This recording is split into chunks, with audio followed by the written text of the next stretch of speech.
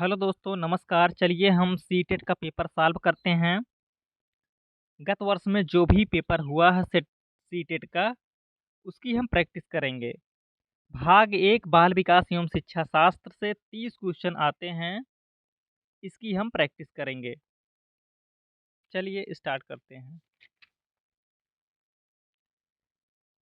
Question number पहला है, first, एक खेल क्रिया के दौरान चोट लगने पर रोहन रोने लगा। यह देखकर उसके पिता ने कहा, लड़कियों की तरह व्यवहार ना करो, लड़के रोते नहीं हैं। पिता का यह कथन क्या दर्शाता है?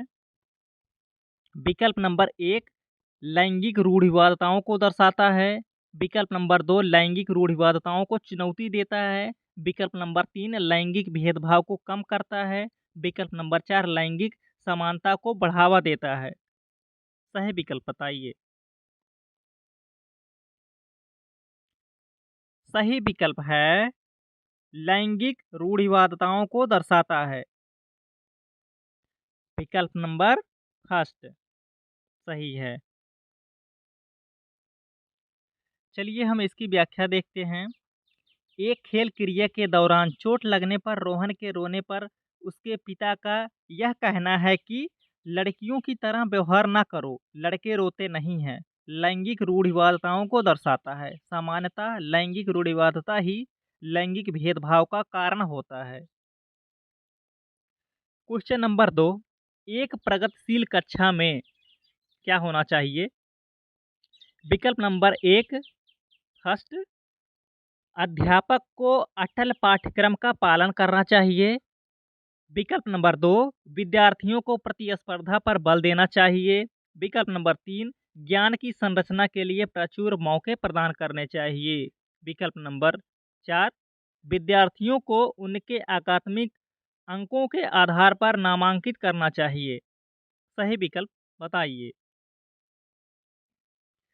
सही विकल्प है विकल्प नंबर 3 ज्ञान की संरचना के लिए प्रचुर मौके प्रदान करने चाहिए। इसकी व्याख्या देखते हैं। एक प्रगतिशील कक्षा में ज्ञान की संरचना के लिए बच्चों को पर्याप्त मौके प्रदान करने चाहिए। प्रगतिशील शिक्षा पारंपरिक शिक्षा प्रणाली के विकल्प के रूप में उभर कर आई है। इसका एकमात्र उद्देश्य व्यक्तिगत विभिन्नताओं को ध्यान में रखते हुए बच्चों का समग्र विकास करना है। प्रगतिशील शिक्षा पद्धति को विकसित करने का श्रेय प्रसिद्ध अमेरिकन वैज्ञानिक मनोवैज्ञानिक जॉन डीबी को दर्शाता है।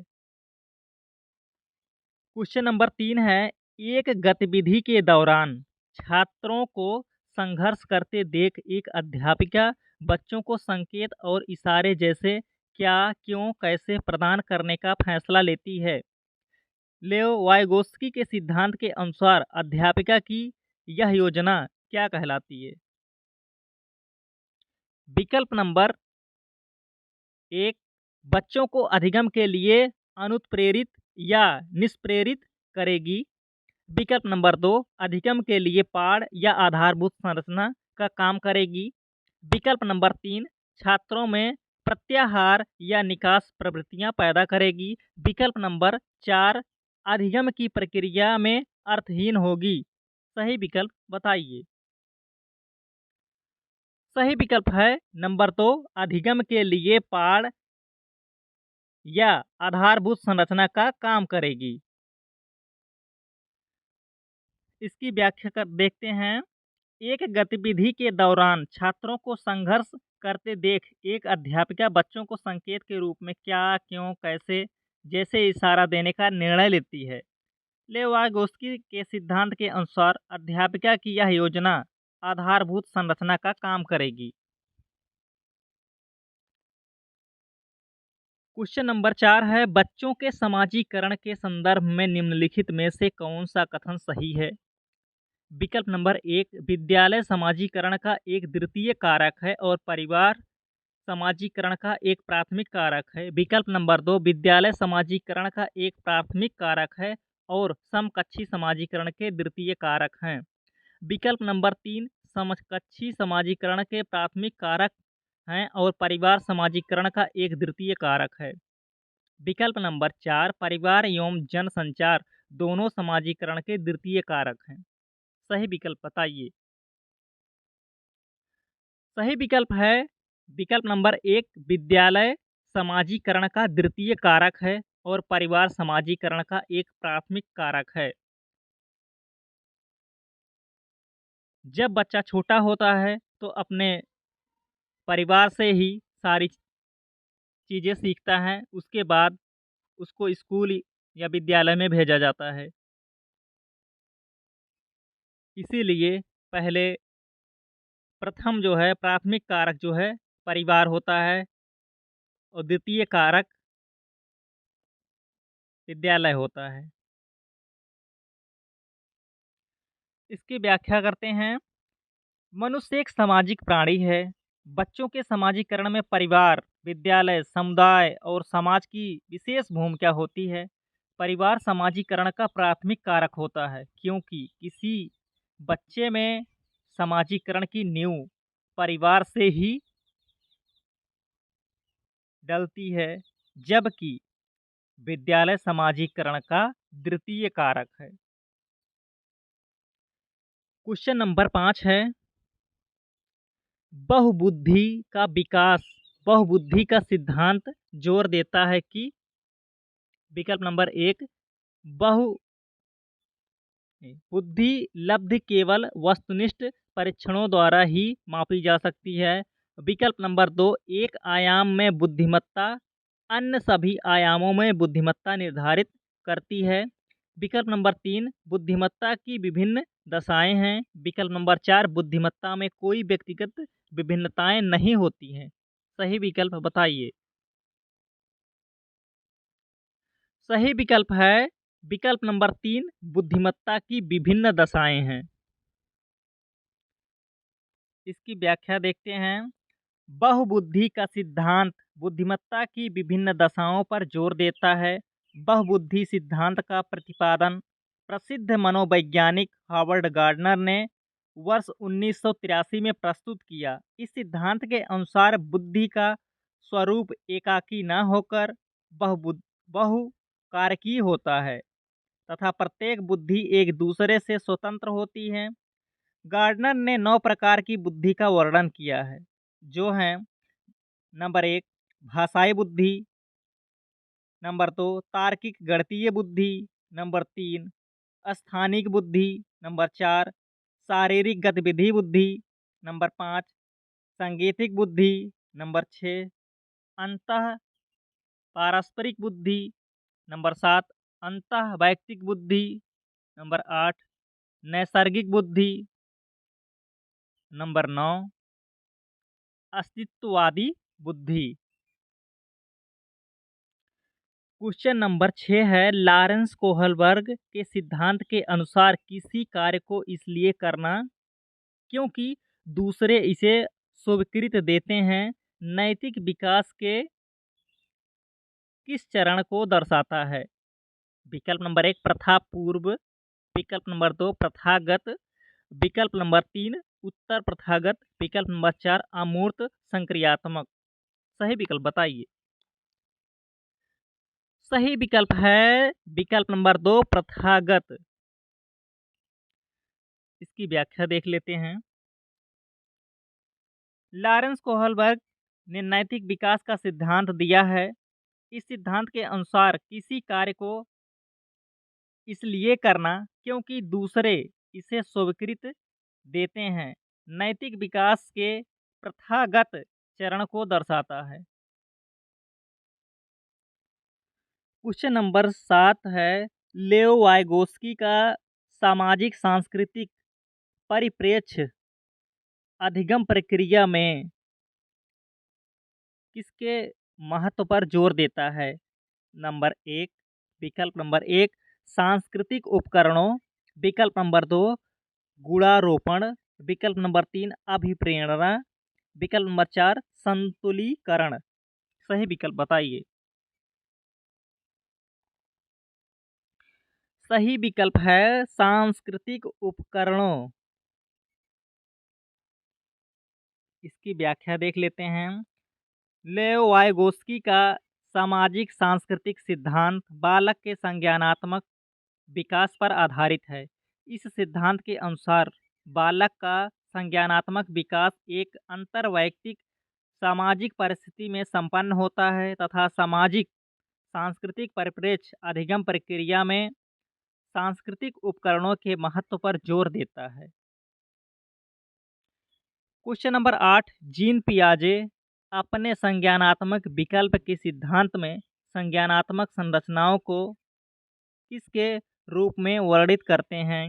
विकल्प नंबर 1, मनोवैज्ञानिक उपकरणों। विकल्प नंबर 2, उद्दीपक अनुक्रिया संबंध। विकल्प नंबर 3, विकास का समीपस्थ क्षेत्र। विकल्प नंबर 4, स्कीमा या मनोबंध।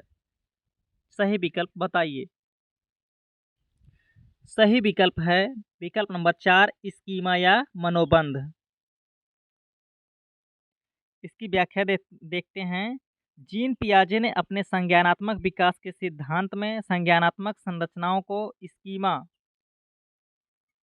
मनोबंध के रूप में वर्णित किया है। स्कीमा मानसिक संक्रिया से संबंधित वह मानसिक संरचना है जिसका सामान्यीकरण किया जा सकता है। क्वेश्चन नंबर 9, जीन पियाजे के संज्ञानात्मक विकास के सिद्धांत में पूर्व संक्रियात्मक अवस्था में विकास का मुख्य गुण क्या होता है? विकल्प नंबर 1, अमूर्त सोच का विकास। विकल्प नंबर 2, विचार या सोच में केंद्रीकरण। विकल्प नंबर 3, परिकल्पित निगमनात्मक सोच। विकल्प नंबर 4, संरक्षण और पदार्थों को क्रमबद्ध करने की क्षमता। सही विकल्प बताइए। सही विकल्प है विकल्प नंबर 2, विचार या सोच में केंद्रीकरण। इसकी व्याख्या देखते हैं। स्विट्जरलैंड के प्रसिद्ध मनोवैज्ञानिक जीन पियाजे ने संज्ञानात्मक विकास की 4 अवस्थाओं का वर्णन किया है, जो हैं इंद्रिय जनित गामक अवस्था, जन्म से 2 वर्ष तक, पूर्व संक्रियात्मक अवस्था 2 वर्ष से 7 वर्ष तक, मूर्त संक्रियात्मक अवस्था 7 वर्ष से 11 वर्ष तक, औपचारिक संक्रियात्मक अवस्था 11 वर्ष से अधिक। जीन पियाजे के अनुसार पूर्व संक्रियात्मक अवस्था में विकास का मुख्य गुण सोच में केंद्रीकरण, प्रत्यक्षात्मक तार्किक कल्पनात्मक खेल, औपचारिक तार्किकता एवं अहम केंद्रिता आदि है। क्वेश्चन नंबर 10 है, विकास के संदर्भ में निम्नलिखित में से कौन सा कथन सही है? विकल्प है नंबर 1, विकास की दर सभी संस्कृतियों में सभी के लिए समान होती है। विकल्प नंबर 2, विकास केवल विद्यालय में होने वाले अधिगम से ही होता है। विकल्प नंबर 3, विकास केवल बाल्यावस्था के दौरान ही होता है। विकल्प नंबर 4, विकास बहुआयामी होता है। सही विकल्प बताइए। सही विकल्प है विकल्प नंबर 4, विकास बहुआयामी होता है। इसकी व्याख्या देखते हैं। विकास एक निरंतर चलने वाली बहुआयामी प्रक्रिया है जो गर्भधारण अवस्था से मृत्यु पर्यंत तक चलती रहती है। विकास की प्रक्रिया में बालक का शारीरिक, मानसिक, संवेगात्मक, भाषागत एवं सामाजिक विकास सम्मिलित होता है। क्वेश्चन नंबर 11 है, जन्म से किशोरावस्था तक बच्चों में विकास किस क्रम में होता है? विकल्प नंबर 1, सांवेदिक, मूर्त, अमूर्त। विकल्प नंबर 2, अमूर्त, सांवेदिक, मूर्त। विकल्प नंबर 3, मूर्त, अमूर्त, सांवेदिक। विकल्प नंबर 4 है अमूर्त, मूर्त, सांवेदिक। सही विकल्प बताइए। सही विकल्प है विकल्प नंबर 1, सांवेदिक, उसके बाद मूर्त, उसके बाद अमूर्त।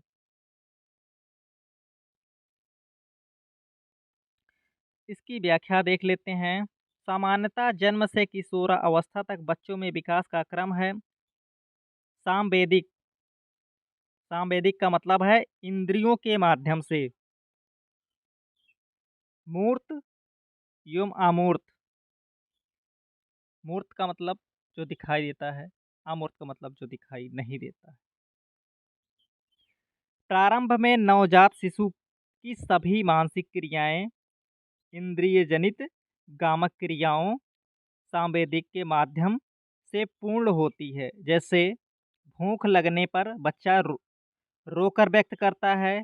इसके पश्चात बच्चों में विकास मूर्त एवं अमूर्त क्रम में होता है। क्वेश्चन नंबर 12, एक प्रगतिशील कक्षा में व्यक्तिगत विभिन्नताओं को किस प्रकार देखा जाना चाहिए? विकल्प नंबर 1, अधिगम की प्रक्रिया में बाधा। विकल्प नंबर 2, अध्यापक के पक्ष पर असफलता। विकल्प नंबर 3, योग्यता आधारित समूह बनाने का मापदंड।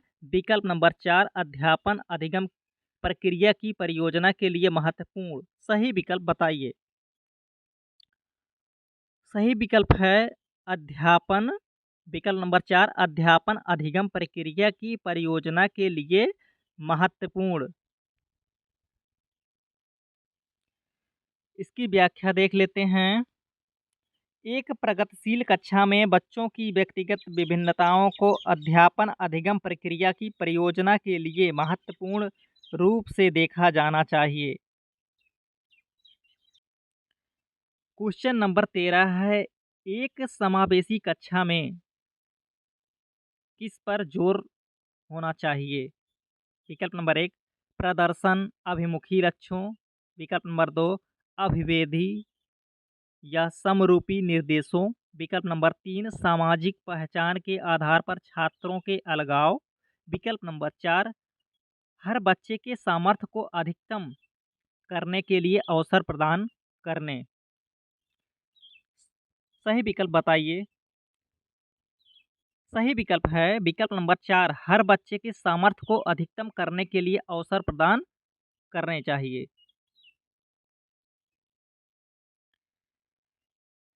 इसकी व्याख्या देख लेते हैं। समावेशी शिक्षा से आशय समाज के सभी वर्गों, निर्धन, वंचित, पिछड़े, अनुसूचित जाति एवं जनजाति के बच्चों को शिक्षा की मुख्य धारा से जोड़ते हुए उन्हें शिक्षा के समान अवसर उपलब्ध कराना है। अतः एक समावेशी कक्षा में प्रत्येक बच्चे के सामर्थ्य को अधिकतम करने के लिए पर्याप्त अवसर प्रदान किए जाने चाहिए। क्वेश्चन नंबर 14 है, दिव्यांगजन अधिकार अधिनियम 2016 के अनुसार निम्न में से किस शब्दावली का प्रयोग प्रयुक्त हुआ है? विकल्प नंबर 1, मंदित छात्र। विकल्प नंबर 2, विकलांग छात्र। विकल्प नंबर 3, छात्र जिसे शारीरिक दिव्यांगता है। विकल्प नंबर 4, छात्र जिसका अशक्त शरीर है। सही विकल्प बताइए। सही विकल्प है विकल्प नंबर 3, छात्र जिसे शारीरिक दिव्यांगता है। इसकी व्याख्या देख लेते हैं। दिव्यांगजन अधिकार अधिनियम 2016 के अनुसार दिव्यांग छात्र हेतु छात्र जिसे शारीरिक दिव्यांगता है शब्दावली का प्रयोग किया गया है। ये पार्ट नंबर 1 है, 1 से 14 क्वेश्चन। पार्ट नंबर 2 में हम 15 से 30 क्वेश्चन सॉल्व करेंगे।